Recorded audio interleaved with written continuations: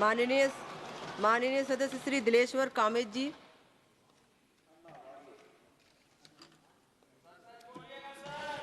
धन्यवाद सभापति महोदय। 22 अप्रैल 2025 का दिन भारत के इतिहास में एक दर्दनाक अध्याय के रूप में दर्ज हो चुका है। जम्मू कश्मीर के पहलगाम स्थित वैसारन वैली में आतंकवादियों द्वारा की गई हिंसा ने पूरे राष्ट्र की आत्मा को झंझोर दिया। उस दिन 26 निर्दोष नागरिकों को निर्मम हत्या हुई।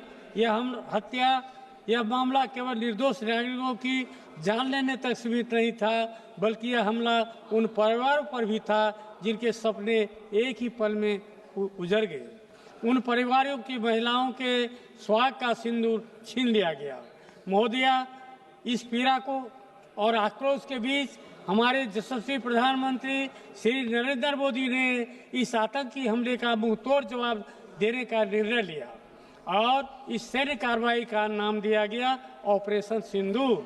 यह नाम केवल एक सैन्य कोड नहीं था, बल्कि उन शहीद परिवारों के प्रति हमारी गहरी संवेदना और आतंकवाद के विरुद्ध राष्ट्र के दृढ़ संकल्प का प्रतीक है। ऑपरेशन सिंदूर 7 मई 2025 की रात ठीक 1:05 से 1:30 तक मात्र 25 मिनट में पूर्ण हो गया। भारतीय सशस्त्र बलों ने पाकिस्तान अधिकृत कश्मीर के अंदर मौजूद आतंकवादी संगठनों के 9 ठिकानों पर सटीक और निर्णायक हमला किए।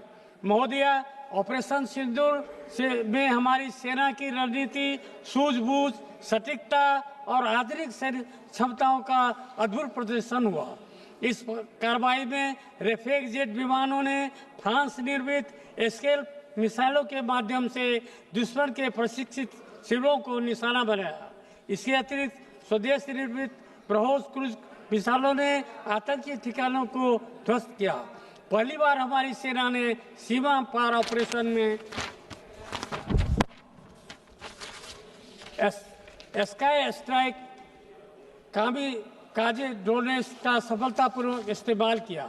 हमारी स्वदेशी आकाश एयर डिफेंस सिस्टम ने हवाई सुरक्षा में अभेद्य कवच बनकर देश की रक्षा की। यह ऑपरेशन भारत के रक्षा अनुसंधान एवं विकास संगठन की आत्मनिर्भरता और तकनीकी उत्कृष्टता का शानदार प्रमाण है। महोदया, ऑपरेशन सिंदूर के लक्ष्य अत्यंत सावधानी से चुने गए थे, जिनमें 7 ठिकाने के अंदर और 2 पाकिस्तान की अंतर्राष्ट्रीय सीमा के भीतर थे। इन ठिकानों में अंतर्राष्ट्रीय प्रशिक्षण शिविर, हथियारों के गोदाम और आंतरिक आतंकवादियों के कम्युनिकेशन हब हासिल शामिल थे। प्रारंभिक रिपोर्ट के अनुसार इस ऑपरेशन में 48 आतंकवादी मारे गए, जिनमें ऐसे मोहम्मद और लश्कर ए तैयबा के प्रमुख 12 आतंकी कमांडर शामिल थे। यह कार्रवाई इतने सुनियोजित और सटीक थी कि इसमें किसी भी आम नागरिक को नुकसान नहीं हुआ। महोदया, विपक्ष के द्वारा इस ऑपरेशन को लेकर कुछ सवाल उठाए गए। लोकतंत्र में आवश्यक है कि विपक्ष की चिंताओं का सम्मानपूर्वक जवाब दिया जाए।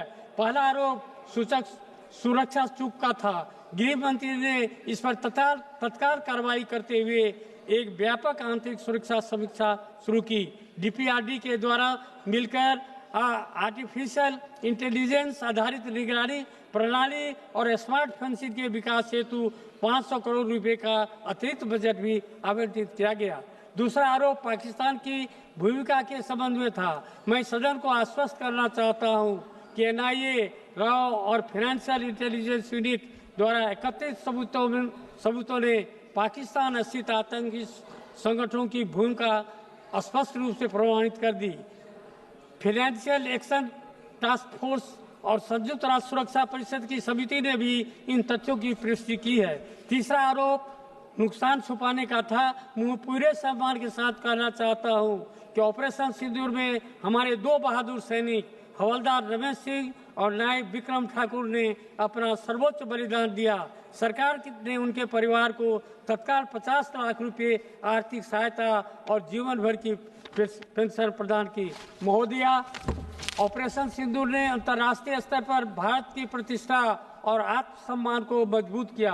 अमेरिका, ब्रिटेन, फ्रांस और इजराइल जैसे मित्र देशों ने संयुक्त राष्ट्र चार्टर के अनुच्छेद 51 के अंतर्गत आत्मरक्षा के अधिकार के तहत की गई हमारी कार्रवाई का खुलकर समर्थन किया। फेटे ने भी पाकिस्तान का आतंकवादी वित्त पोषण को रोकने हेतु दबाव बढ़ाया। राष्ट्र के अंदर भी इस ऑपरेशन ने एकता और दृढ़ता की भावना को बढ़ाया है। सरकार ने युवाओं के लिए इंफॉर्मेशन वेरियर प्रोग्राम प्रारंभ किया, जिसके अंतर्गत 10,000 युवा साइबर मिस इन्फॉर्मेशन के विरुद्ध प्रशिक्षित हो रहे हैं।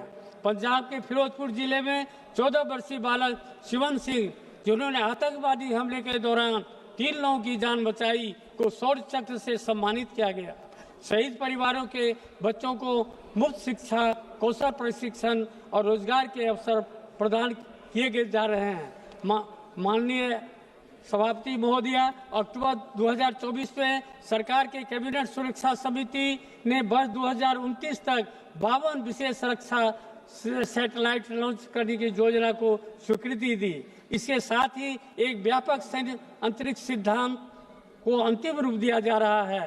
चीफ ऑफ डिफेंस स्टाफ अप्रैल 2025 में सार्वजनिक रूप से यह भी स्पष्ट किया था कि सेना अब युद्ध के मैदान में आर्टिफिशियल इंटेलिजेंस संचालित ड्रोन और रियल टाइम निगरानी प्रणाली के उपयोग पर विशेष जोर दे रही है। इसके अलावा संयुक्त राष्ट्र पर्यवेक्षकों के साथ मिलकर सीज फायर निगरानी तंत्र को मजबूत बनाने के लिए भी सरकार द्वारा प्रयास किए जा रहे हैं। अंत में माननीय सभापति महोदया, ऑपरेशन सिंदूर भारत की संकल्प शक्ति, वीरता और संयम की ऐतिहासिक गाथा है। आइए एकजुट होकर हम आतंकवाद के विरुद्ध इस लड़ाई में दृढ़ता से खड़े रहें और मानवता तथा शांति के आदर्शों का भी सम्मान करें। भारतीय सैनिकों के प्रति आभार और नमन करते हुए अपनी बात समाप्त करता हूं। धन्यवाद। माननीय सदस्य